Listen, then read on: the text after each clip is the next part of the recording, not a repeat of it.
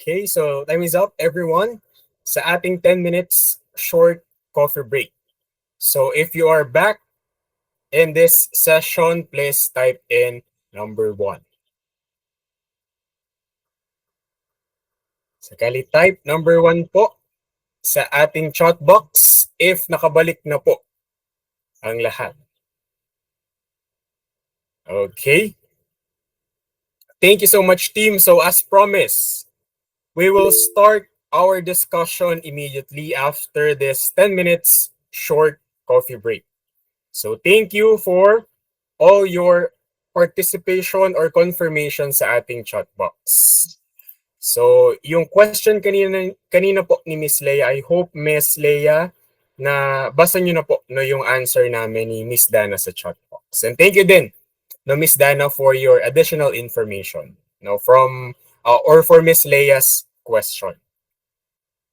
Okay, so all right, so let us discuss the SME program, which is again our last topic for this day 1 session. Now after this, I will provide po no yung mga reminders natin for our day 2 camp training, and also meron po tayong pre-test set A. So again, when we say SME, it means small and medium-sized enterprises. So if you know someone who is running a small business, ito po yung pwede nating i-offer na plan for them. So for example, meron po tayo mga local restaurants. We also have clothing boutiques, small coffee shops. Ayan. So we also have bars, yung mga maliliit po nating bars, or even catering businesses. So with this SME program, let me play an e-learning video. Aside po sa ating may Maxicare kanina, meron din po tayong e-learning video. For this, third box type of Maxicare, which is again, the SME program. So let me now reshare my screen. Okay. So can you give me a thumbs up to confirm if my presentation is visible on your screen? And thank you so much. Let me now play this e-learning video.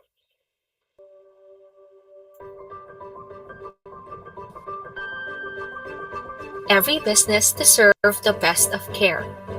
With our affordable plans, you can ensure your business gets the healthcare program it needs to prosper.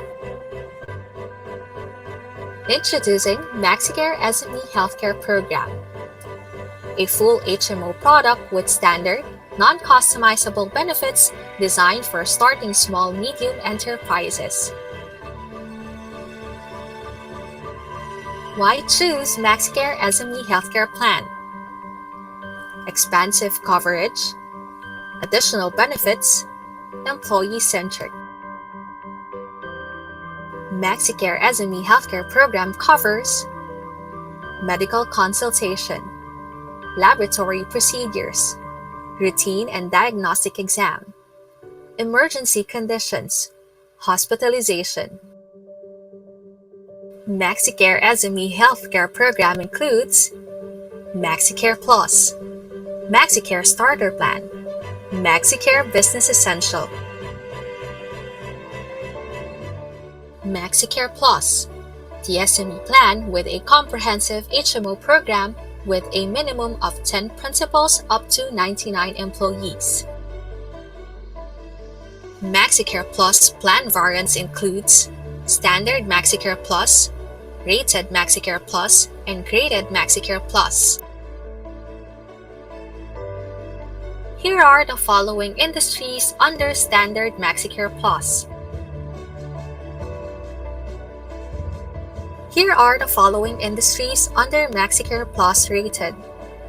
Note that the following industries and other similar industries will have an additional 20% subject to pricing review on top of the standard Maxicare Plus rate, regardless of the number of office space and non-office space employees. The following are industries under Maxicare Plus Graded.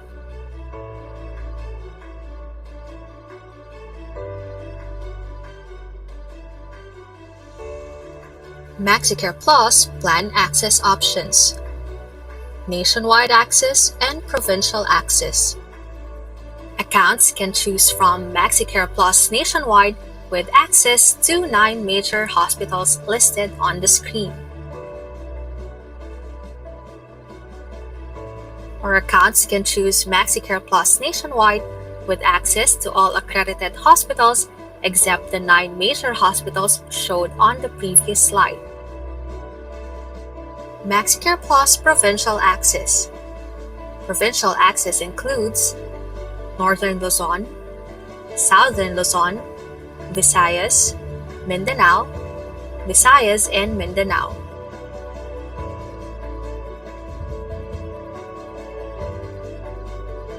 Maxicare Plus membership eligibility.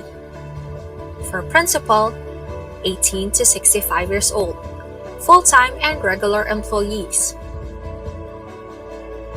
For adult dependents, 18 to 65 years old, legitimate spouse and parents. For minor dependent, 15 days old up to 23 years old, legitimate children and siblings, unmarried, unemployed, and fully dependent on the principal member. Here are your Maxicare Plus sales proposition. All variants of Maxicare Plus covers for pre-existing condition up to limit upon effective date. But note for Southern and Northern Luzon except Baguio are based on inner limits. Aside from the standard healthcare coverage, accounts can choose from a wide range of optional riders under a separate fee. Here are Maxicare Plus payment terms.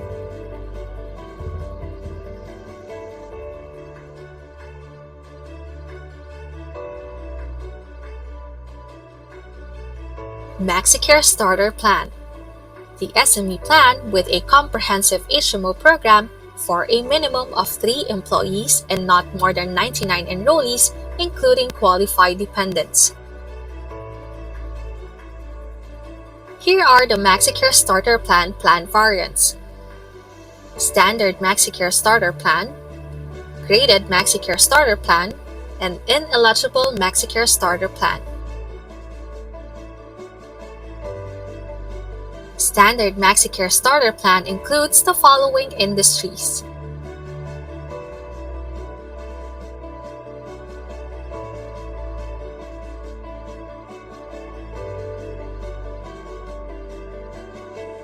Graded Maxicare Starter Plan includes the following industries: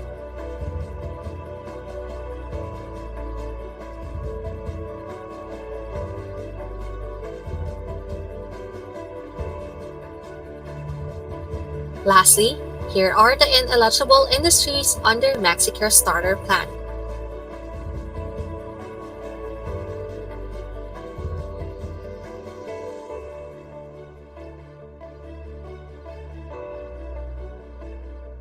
Accounts can choose from Maxicare Starter nationwide with access to 9 major hospitals listed on the screen.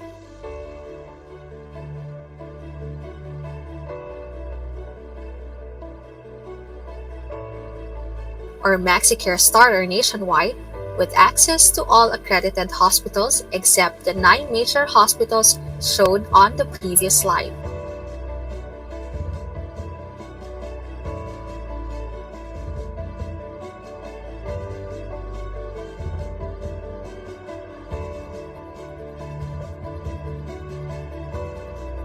Maxicare Starter Plan membership eligibility. For principal, 18 to 65 years old, full-time and regular employees.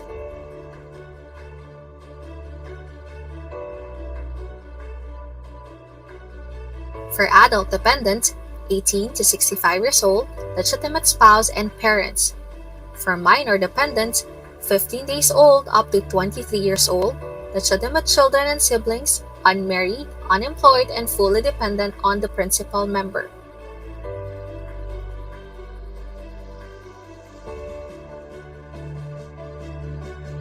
Here is Maxicare Starter Plan sales proposition.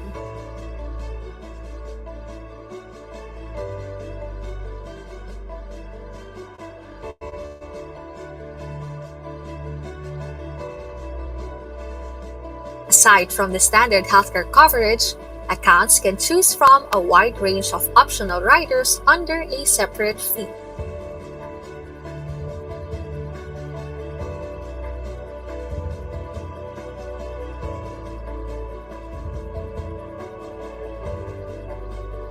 Here are the payment terms under Maxicare Starter Plan.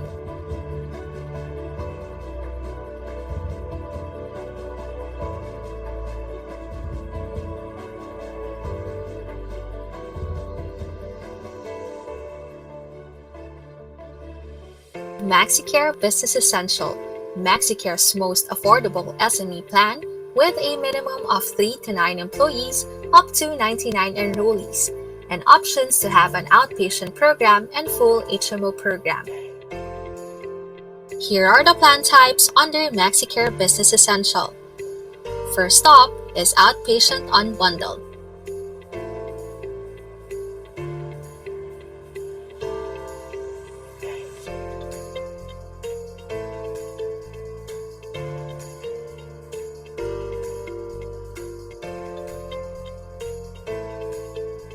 Followed by Full HMO, Outpatient Unbundled, top up with Inpatient Unbundled.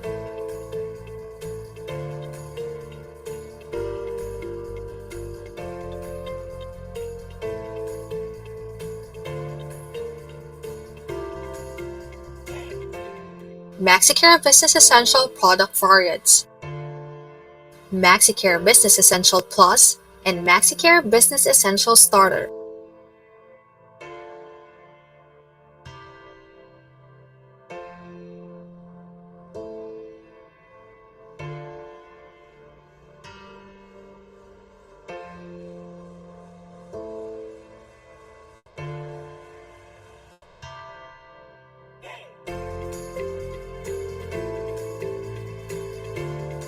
Maxicare Business Essential Plan variants. Rated Maxicare Business Essential, Graded Maxicare Business Essential, and Ineligible Maxicare Business Essential. The following are the industries under Maxicare Business Essential rated.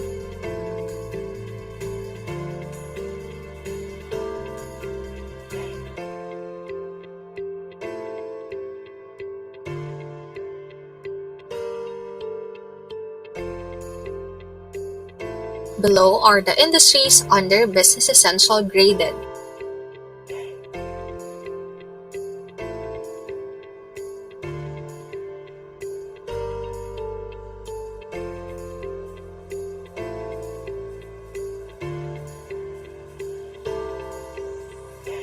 Lastly, ineligible industries under Maxicare Business Essential.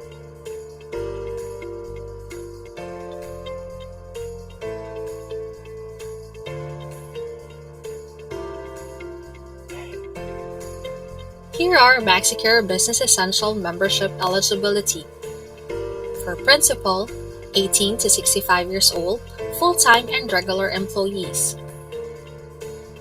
For adult dependent, 18 to 65 years old, legitimate spouse and parents.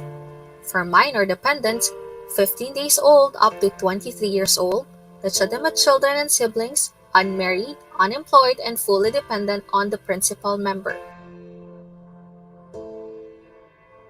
Aside from the standard healthcare coverage, accounts can choose from a wide range of optional riders under a separate fee.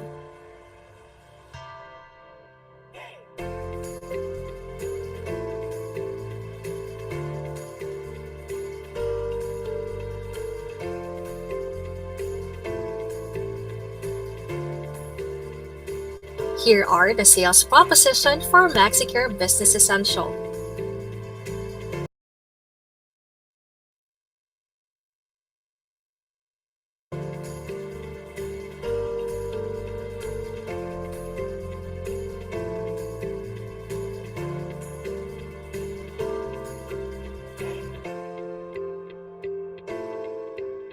Take note of the Maxicare Business Essential additional details.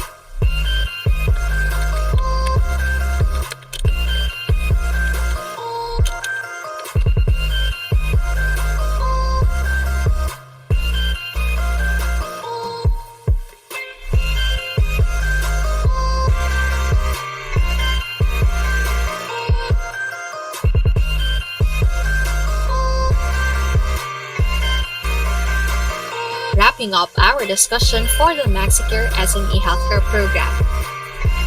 Next up is the account provisions, followed by the new and renewal business sales process.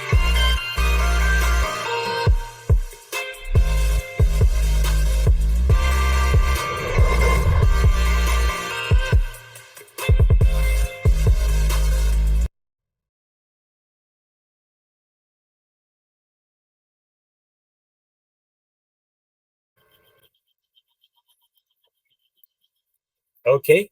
Again, that is our SME healthcare program. I hope you find that e-learning video informative. So now we have this SME healthcare program, which is again the small to medium-sized enterprises. Now under this plan, and as mentioned kanina sa ating e-learning video, we have three sets or three variants of our SME healthcare program, namely Maxicare Plus, Maxicare Starter Plan, and last is our Maxicare Business Essential. Now, aside from those three types of Maxicare SME healthcare program, we also have here their coverage or their value propositions. But as for the standard coverage for this program, madidiscuss din po siya no, tomorrow for our second day of camp training. So for our value propositions of SME healthcare program, we have medical consultations, laboratory procedures, routine and diagnostic exams, emergency conditions, and lastly, we have hospitalization.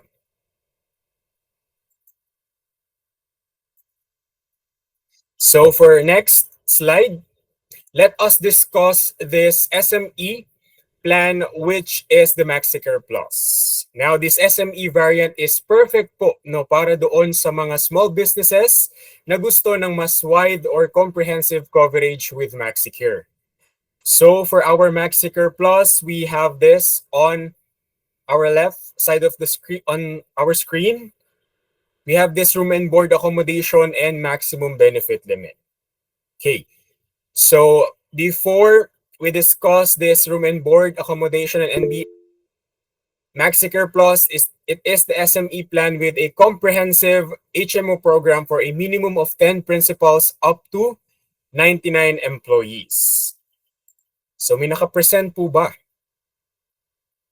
So if visible po yung screen ko sa iba team, kindly give me a thumbs up po. So may question lang si Sir Cyril. Ayun po, Sir Cyril, visible naman daw po as for other participants natin. Ayan. Thank you so much team for your confirmation. So pwede tayong mag-reload muna, Sir Cyril po, ng ating or enter na lang po tayo sa ating Google Meeting link. Ayan. And reload our connection as well. Baka po mayroon lang problem. Ayan. So thank you so much team. Again, going back sa ating first Maxicare or SME variant, which is again our Maxicare Plus.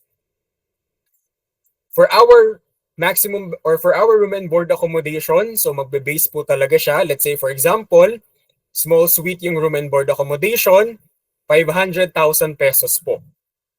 No, yung magiging maximum benefit limit niya. And since Maxicare Plus siya, when we say Maxicare Plus, as mentioned din kanina, ito po talaga yung SME variant natin na kung gusto ng mga client natin na may small business ng comprehensive coverage with Maxicare. Maxicare Plus is the SME variant na perfect po para sa kanila. So ito po yung pinakamataas na maximum benefit limit na ino-offer natin under Maxicare Plus. That is small suite and pinakamababa naman po natin is ward, room and board accommodation, and 70,000 naman po yung MBL for our Maxicare Plus. Okay. Now, question po sir, what if more than 100 headcounts na si company or employer? So that's the time po no, na mag-a-apply na dito yung product ni Maxicare tomorrow na i-discuss natin, which is all about corporate plans. Sa atin po kasing SME healthcare program, meron po tayong ceiling or maximum headcount or enrollees na 99 employees. But for Maxicare Plus, dapat po 10 principals po siya. Okay?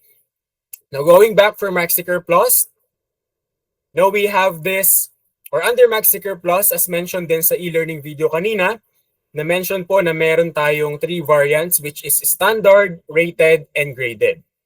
Now, ano po ang difference nung tatlo? Or ano po yung mga included na industries under this Maxicare Plus variants? Now, for standard, we have this retail or sales industries, manufacturing of chemicals, yan na-mention din po yung mga pharmaceutical groups natin, and low firm industries. For our rated, ito po yung mga construction companies natin, NGOs, protection services such as security guards, or even security agencies. Education such as preschool and training centers, sauna massage, parlors, or similar enterprises.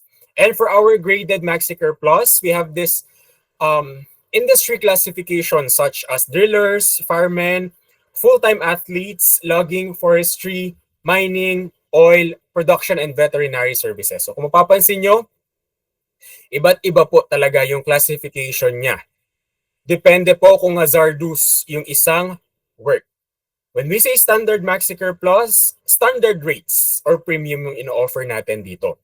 When we say rated naman, mataas yung premium niya. No, kapag mag-fall yung specific industry classification under Maxicare Plus rated, and for graded, ito po yung mas mataas na premium compare sa rated. Si rated, kasi risky siya, but not as risky as hazardous industry classification as graded. So yun po yung difference ng ating rate ng standard, rated, and graded Maxicare Plus. Now let's talk about the next SME plan, which is the Maxicare Starter Plan. Now this SME plan ay para naman po doon sa ating mga small businesses with a higher budget and wants a more extensive coverage.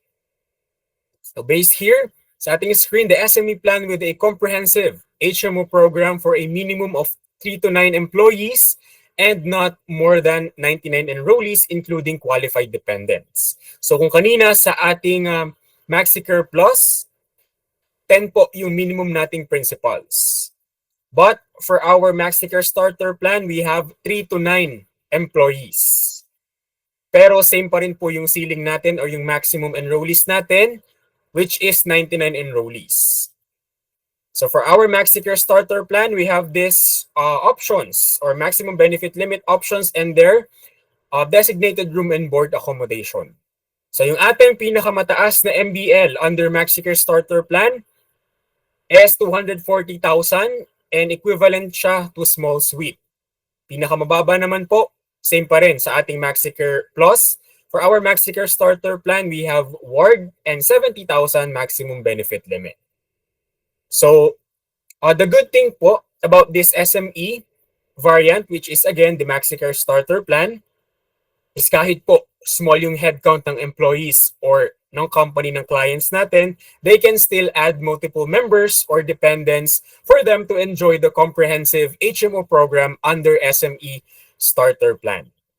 Now, kanina sa ating Maxicare Plus, if meron tayong standard, graded, and rated Maxicare Plus, for our Maxicare Starter Plan, we have standard, graded, and ineligible variants. Once again, that is our Maxicare Starter Plan. For our last SME program, let's talk about naman po itong Maxicare Business Essential natin. For our Maxicare Business Essential, this is the most affordable SME plan for a minimum of 3 to 9 employees up to 99 enrollees. So under Maxicare Business Essential, meron pong 2 options yung ating mga members or clients. So pwede po siyang unbundled program and yung full package natin, which is the full HMO program. Ayan. So for our Maxicare Business Essential, ang ino-offer po natin dito is annual benefit limit. Kasi as mentioned kanina or as mentioned sa screen natin, it is the most affordable SME plan. Kapag ka po kasi annual benefit limit yung ating or yung benefit limit ng mga clients natin, usually talaga mas mababang premium or rates yung binabayaran nila. Now, for annual benefit limit or yung pinakamataas pong ABL ng ating Maxicare Business Essential is 260,000 pesos. Small suite pa rin po. As the room and board accommodation, ward ward po yung room and board accommodation yung pinaka lowest no na accommodation, and 80,000 naman po yung annual benefit limit. Now, FC Starter Plan, Maxicare Plus is para po sa mga SMEs natin or small businesses na merong higher budget. With our MBE plans, ito naman po yung most affordable SME plan, kaya perfect po siya. No, for those smaller companies na gusto ng quality healthcare for their team pero may budget limitations. No, under this last SME healthcare program, no, meron again silang contract types na pwedeng piliin, which is our unbundled program and full HMO program. Now, in terms of industry classifications, we have three variants under this Maxicare Business Essential, and based din po sa e-learning video natin kanina. So we have the graded business essential, rated business essential, and ineligible business essential. For graded, this is a high-risk company or industry. So there is a higher rates or premium with their plan or their payments. For example, kanina na-mention ko din po, we have this industry classification such as drillers, firemen, full-time athletes, logging, forestry, mine workers, and veterinary services. So yan po yung mga industry na included sa ating graded business essential. For our rated business essential, ito po yung mga risky na work but not as risky as our graded business essential. So for example, we have protection services such as security guards, security agencies. We also have pharmaceutical groups as well as yung ating mga media industries. So yan po yung ating mga rated business essential. Last, we have ineligible business essential. Not eligible po siya from the word itself, no, to avail our Maxicare Business Essential. So we have examples such as groups that involves hazardous works, such as manufacturers of ammunition or explosive, yung mga paputok, ayan, yung mga nagbenta ng baril. Political groups, included din siya, private households, protection services po, particularly yung mga military groups natin. Included po sila sa ating ineligible business essential. Now, aside from that, si MBE po or Maxicare Business Essential is again annual benefit limit. While for our Maxicare Plus and our Maxicare Starter Plan, ang ina-offer po natin is maximum benefit limit. Now, please take note din team, sa tatlong SME plans po natin is included din po siya sa ating or makakasama siya sa ating exam. So please take note din po. Okay? And to better understand and to summarize our three types of SME plans, we have this Maxicare Plus, their number of enrollees, 10 to 99 employees. Na-offer natin dito or yung coverage nila, full HMO, pwede po silang pumili ng two funding arrangements. Either full risk or administrative services only or ASO. For benefit limit, it would be maximum benefit limit. For Maxicare Starter Plan, 39 employees up to 99 enrollees. Same lang din po yung coverage as Maxicare Plus sa ating Maxicare Starter Plan. But for our Maxicare Business Essential, same pa rin po sa number of enrollees, pero sa coverage na po siya magbabago. For our coverage under Maxicare Business Essential, meron tayong dalawang ino-offer. We have this full HMO or yung itong outpatient unbundled na tinatawag natin. To funding arrangement din, ang nagkaiba lang din is yung benefit limit type, which is again, annual benefit limit po. Yung ino-offer natin kay Maxicare Business Essential kasi po, lagi po nating tatandaan na kaya ABL siya. Malaking factor din po ito para mas mapamura yung premium or rates nila. Kaya, ang definition natin sa Maxicare Business Essential, ito po yung pinaka-affordable na SME healthcare program para sa ating um, mga clients na merong mga small businesses. So that's how we differentiate or compare those three SME variants. Now, aside from our three SME healthcare program, let us discuss the enrollment provisions for each SME plans. Okay, as for Maxicare Plus payment terms, we have, or in terms of industry classifications, yung dalawa pong naka-circle dito, G means graded and S means standard. So undergraded, payment provision, of course, payment first po tayo for Maxicare Plus.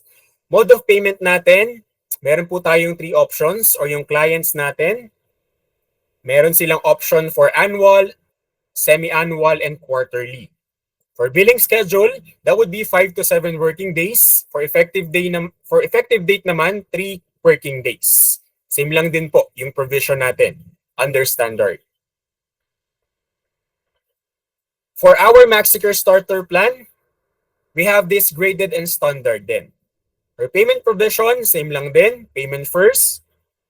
Before they can enjoy availing their benefits, mode of payment, dalawa lang sa ating Maxicare starter plan. Kung sa ating Maxicare Plus, may annual, semi-annual, and quarterly. Sa ating Maxicare starter plan po, you only have two options. That is annual and semi-annual. For billing schedule, same pa rin po. 5 to 7 working days. And effective date, 3 working days naman po. And applicable din siya sa ating standard payment terms for Maxicare starter plan. For our third SME variant, which is again the business essential, we have the first bullet, payment membership fees. Payment first provisions shall apply. Same din po sa dalawang nauna. Next, access to hospitals. Without access to major hospitals, kasi nga, pinaka-affordable siyang SME healthcare program na variant. Card type, EMB or physical card nila. Next, with 250 pesos processing fee for every claim for reimbursement.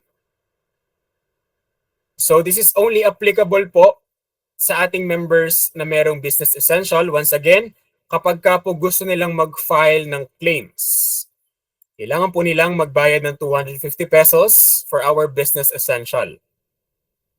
Lastly, activation will be 3 business days after the official receipt date issued. So once activated na po, our members can now start enjoying their Maxicare Business Essential Plan.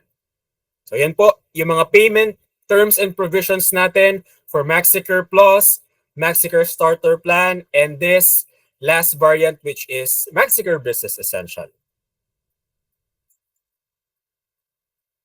And after discussing po yung ating payment terms for Business Essential, let us discuss or know our participation requirements. So participation requirement, it is the required number of heads to be enrolled. So first, we have, actually we have 2 sets po of participation. So we have non-contributory and contributory. First, when we say non-contributory, of course, employees are not paying rates or premium for their HMOs. For example, sa ABC company, ako po yung CEO or may-ari. And under ng HMO namin, let's say, Maxicare na, so ako yung nagbabayad ng 100% para sa mga employees ko, which is, again, considered as non-contributory. For non-contributory, number 1, 100% enrollment is required. Second one, the company needs to submit a complete list of employees for checking of participation requirement. Next, we have this contributory naman. So it means po na yung mga employees ay nagbabayad din ng kanilang premium no for their HMOs. For example, sa ABC company pa rin po. Na ako pa rin po yung CEO or owner. However, kapag ka sinabi contributory, for example, 80%, yung babayaran ko as an owner. While yung remaining po na 20% shall be paid by my employees, which is considered, of course, as contributory. Now, under contributory, number one, should have at least 75% of all principals must enroll. Number two, account is required to submit a certification from the client's HR that the account is contributory. And lastly, only the annual mode of payment shall apply. So yan po yung ating mga participation requirements for our principal members. Take note, team, this is only for our principal members. Now let's talk about the participation requirement in terms of their dependents naman po. So for dependents, number one, minimum participation requirement for enrollment of dependents is 75% of principal. So dapat minimum of 75%. Number two, if the dependent's participation requirement is not met, the escalation clause shall apply. So kapag si 75% po no, ni dependent sa kanilang principal is hindi na meet, meron po tayong tinatawag na escalation clause. So ano po si escalation clause? Escalation clause is an additional amount in percentage that has to be added to the premium every time participation requirement is not being met. So technically, every time po na hindi nami-meet ni company or nung client natin yung participation requirement nila for their dependents, there would be an additional cost or payment sa plan nila, which again is what we call an escalation clause. So for escalation clause, we will add an additional percentage or amount to their standard rates. So kapag talaga hindi nila na-meet no, yung minimum of 75%, though pwede naman nila, pwede pa rin sila mag-proceed kahit below 75%, but nakasalala yung premium nila dito. So mas mababang percentage, mas mataas na premium po yung babayaran nila. Okay, so for us to better understand how this participation requirements for our dependents works, let us test your knowledge with this scenario. So kung kanina, nagkaroon kayo na exercise with Miss Dana no, regarding annual benefit limit and maximum benefit limit. Now, to better understand, we will also have a knowledge check or exercise on the next slide. So with that, team, kindly prepare yung ating mga calculators, ayan, mobile calculators or yung mga laptop calculators natin for computation. Ayan, so for this first scenario, team, let us solve this one. So you may type in your answers, same lang din po kaninang umaga, sa ating chat box or in-call messages. And let's see po kung na-absorb natin yung topic kanina. So for this first scenario, again, for our participation requirement must have at least 75% of the number of principal. So you have this first example or scenario. So we have 50 principal enrollees and 40 dependents. Now for our computation, compute lang po natin. 40 divided by 50 and multiply by 100. So ano po kaya yung answer? So may nakapagsagot na agad. Ayan. Si Sir Cyril. Ang bilis ni Sir. Same with Miss Beryl, Miss Jocelyn. Ayan, sunod-sunod na tayo. So correct, team. Ayan, the correct answer is 80% po. So in that case, no escalation clause will apply. And mas mataas pa nga po sa 75%. Okay, good job, team. Next scenario.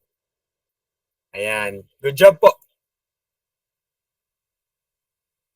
And thank you so much for providing all your answers sa ating chat box. Now, let's proceed na po sa ating second example or scenario. So we have this, still 50 principal enrollees pa rin po tayo.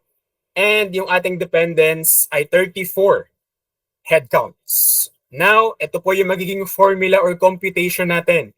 34 divided by 50 times 100. Ano po kaya yung percentage or sagot for this example scenario natin? Ayan, good job.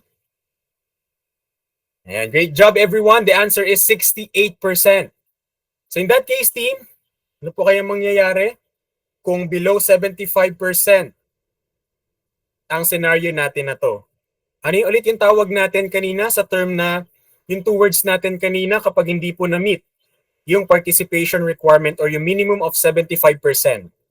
Kindly type in yung sagot po natin sa chat box. Ayan. Very good po kay Sir Cyril. That mag-a-apply po yung escalation clause dito. Ayan. Same with Miss Lovely. Ayan. Thank you so much po. So ayan, 68%. So therefore, escalation clause will apply to this example since bumaba na po siya ng 75%. So thank you, team, for all your participation sa ating two example scenarios. So baka may nabitin yung iba. No? So you can try na lang din po yung ibang computation or head counts para ma-check niyo yung percentage. So for our, or now that we have understand na no, yung ating participation requirements, let's go over to the applicable rates rather, or escalation factors if participation requirement did not meet. So if yung participation po natin is once again at least 75%, mag-a-apply po yung standard rates natin. Okay, for 60% to 74.9%, that would be plus 10% to standard rates. So yung kaninang computation natin, 68%, dito siya magfo-fall. Next, we have 40% to 59.9%. So kahit point yung pinag-uusapan natin. So malaking factor pa rin po siya. Ano, for this escalation factors or applicable rates. So with this row team, plus 20% po siya sa standard rates. And if below 40, of course, as mentioned kanina, pwede po silang mag-proceed kahit wala silang minimum of 75%, but yung yung kanilang inakasalalay po dito is yung applicable rates or yung escalation factors po talaga. So kapag mas mababa po talagang percentage ng participation requirement, mas mataas po talaga yung percentage to standard rates ng mga members natin or clients. Okay? Again, that is our participation requirements. Now, kung kanina, nag-discuss tayo no, regarding our My Maxicare new business and renewal process. Now, for our SME healthcare programs, of course, we also have this two processes for new business and renewal business. So again, when we say new business, newly closed account with Maxicare, for renewal business process or renewal business, employers or companies renewing their accounts more than a year with Maxicare. So for our new business process, let's talk about these two rules. So for our rule number one, we have to assess or consider the following. So assess the prospect accounts if eligible to enroll under box type program. So we have to consider the following. Number one, size. Ito po yung maximum po natin for our plan or SME healthcare program, or yung ceiling natin again is up to 99 employees, enrollees, or headcounts. So wag po tayong malilito sa ating SME healthcare program. 99 yung ating ceiling. Which is, we also have to consider no, yung size if eligible sila for SME plan. Now, what if tumaas na? No, yung 99 enrollees to 100 pataas.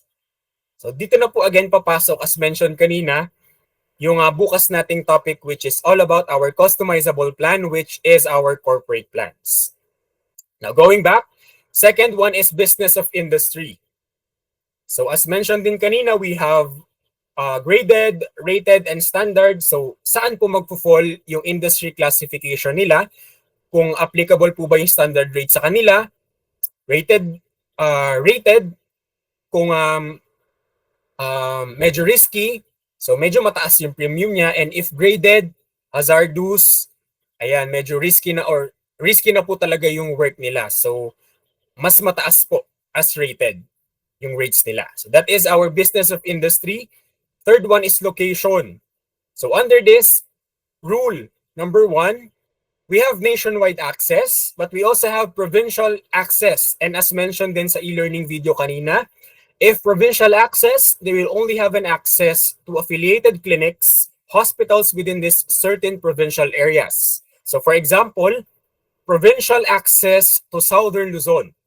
They will only have an access to our accredited or affiliated hospitals within Southern Luzon areas. So they have that option not to get that one if that's best suited for their needs and their budget.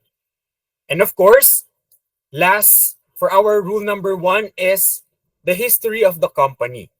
So ayan po yung kailangan i-assess or i-consider kapag ka meron po mag-a-apply na company under SME healthcare program.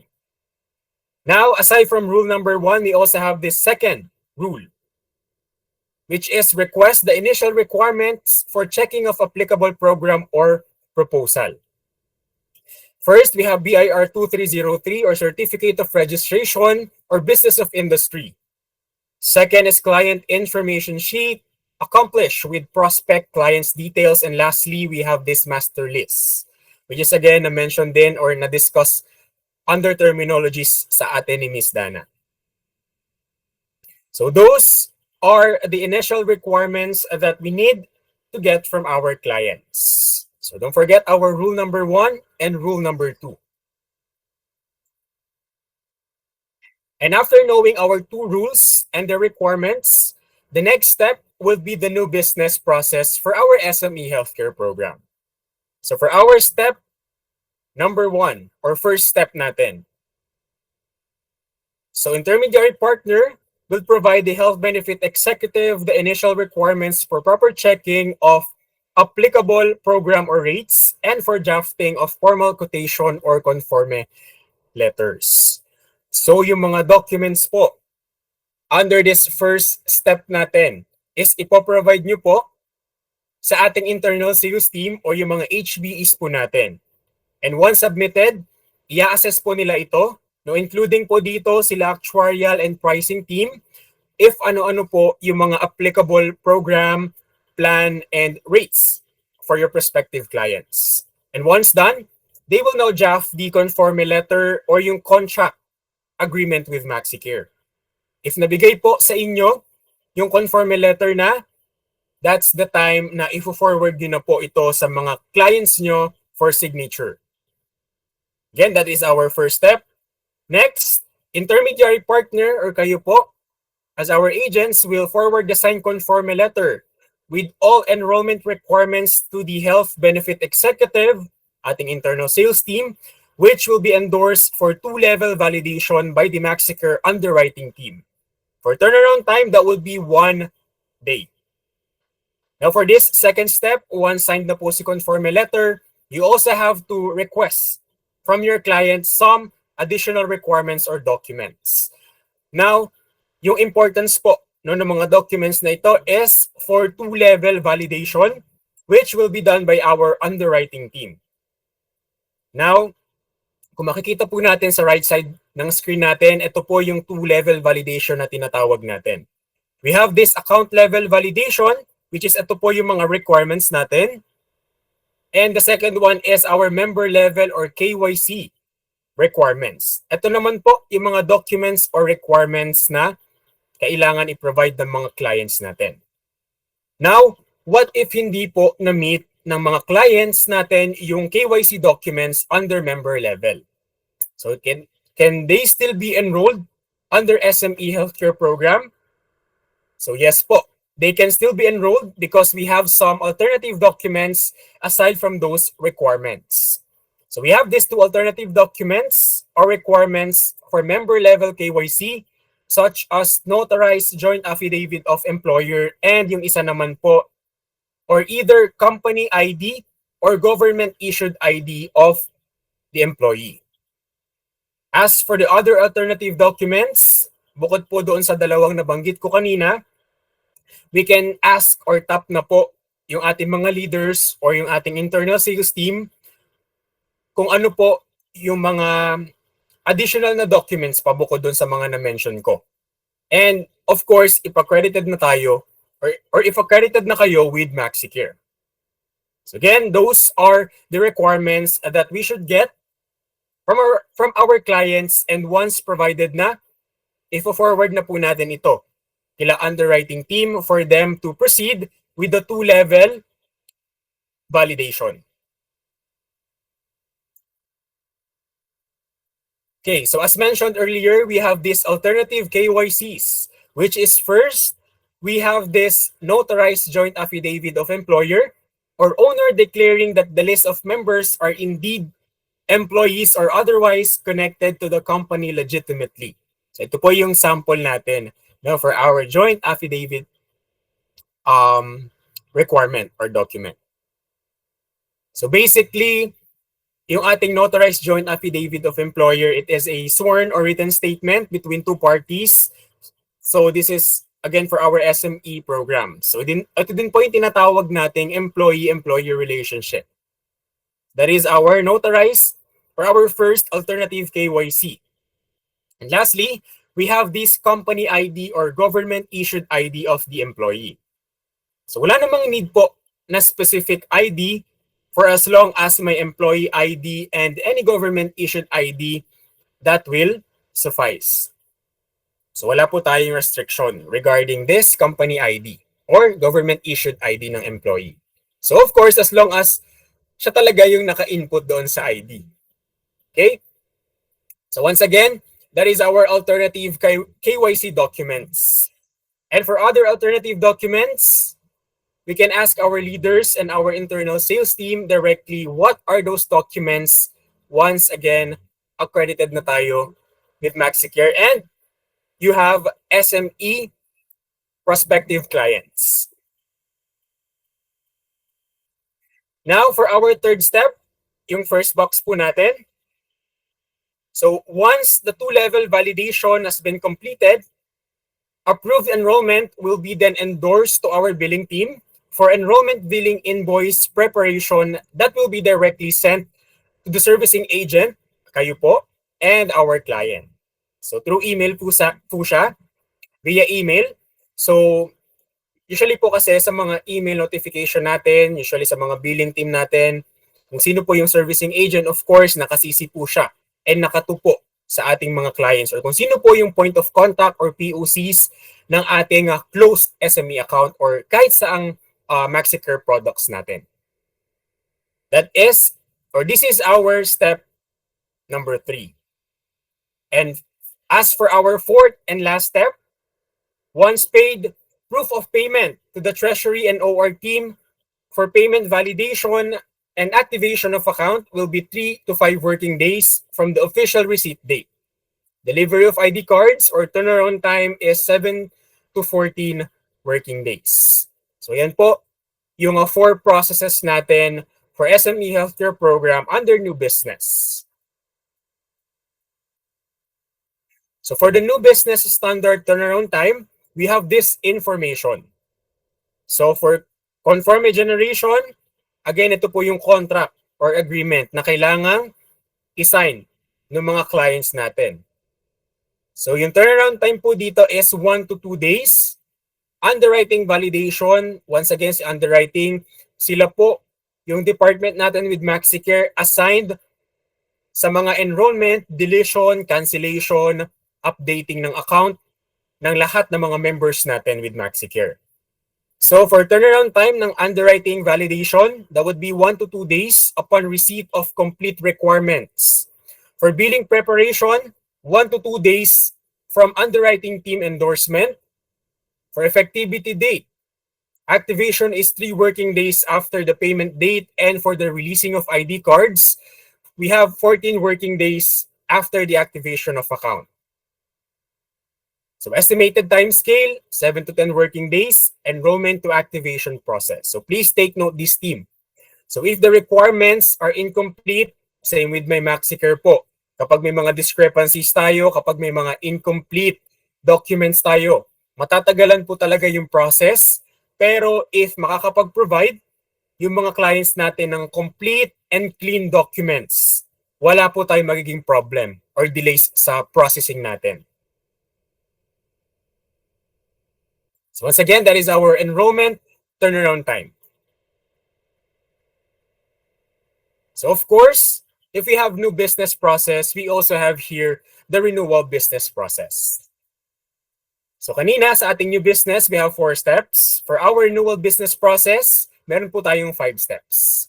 So under this renewal business, what will happen to our clients if they will renew for another year sa ating SME program? So first, URG will send a letter of conforme regarding the current renewal status of members for further medical evaluation. Next, the billing team will prepare the SOA based on the list of all approved renewing SME members and will send it to the servicing agent and members. That is our step 2. For our step 3, the servicing agent and member will receive the renewal notice and billing. Should there will be any renewal concerns, the renewal HBE will handle the request. Fourth step, member settles the premium through our payment centers. So again, we have this BDO, Equicom Bank, or yung mga bayad centers po natin. And lastly, payment will be confirmed by our treasury team and endorsed to our underwriting team to retain our client's active status internally or sa ating system. So if kapag active na rin or if kapag active pa rin po yung mga clients or members natin under this SME healthcare program, they will still enjoy their benefits for the entire year. So cycle lang din naman po. So that is how renewal business process works for our SME healthcare program.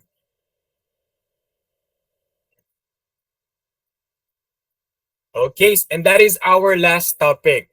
Now for our day 1 of camp training. So before we proceed po sa ating mga reminders and sa ating pre-test set A, so I will now open the floor to questions or if you have concerns or clarifications, simula po sa na-discuss ni Ms. Dana up until our SME healthcare programs. Pwede po tayo mag-raise ng virtual hand natin, unmute your microphones, and provide our questions sa ating chat box. By the way, team, let me just provide this link for our SME healthcare plans. There you go.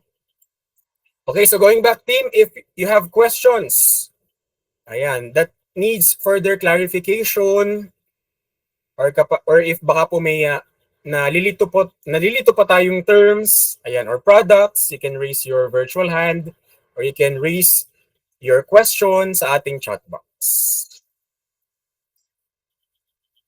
Ayan po, for Miss Patricia, ay sorry, not sure if na-discuss po siya kanina, maybe hindi ko lang narinig. Do you have, what do you mean cooling off period po, Miss Patricia?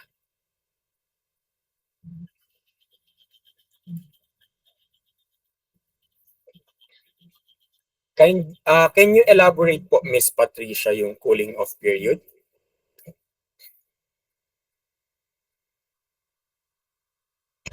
Ano po, narinig po. Hi po, Miss Patricia. Yes po, go ahead. Yung sa cooling off period, gusto ko lang po malaman if meron po siya, for example po, na-approve po siya today and then after 15, within the 15 days na from the approval of the account or ma-active siya, pwede po ba siyang i-refund ng whole amount na walang any penalties? Usually po kasi sa ating refund, Miss Patricia, kapag ka po kasi may availment na nangyari, obviously hindi po talaga siya ma-refund. But for any considerations kasi, yung mga ganyang concerns po kasi natin, actually internal concerns or communication na po sa atin to, no, from with our internal sales team. But tomorrow din may discussion din po tayo, no, regarding our refund or yung mga enrollment process natin. Ayan, if meron din tayong mga enrollment period process, sorry. Ayan po. No worries po, Miss Patricia. Any other questions po?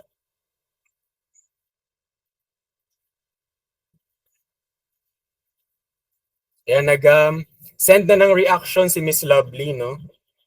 Thank you so much for that, Miss Lovely. Any other questions po kaya? Baka po may mga pahabol tayo. And before we proceed sa ating pretest set A or yung reminders natin for tomorrow.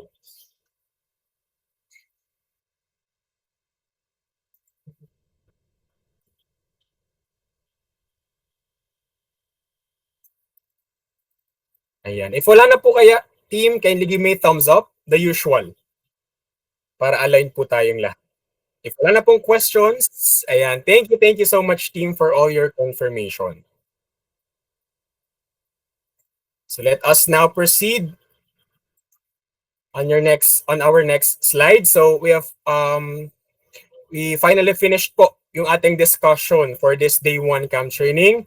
So a great job everyone for your active participation and patience for our first day of camp training. So alam po na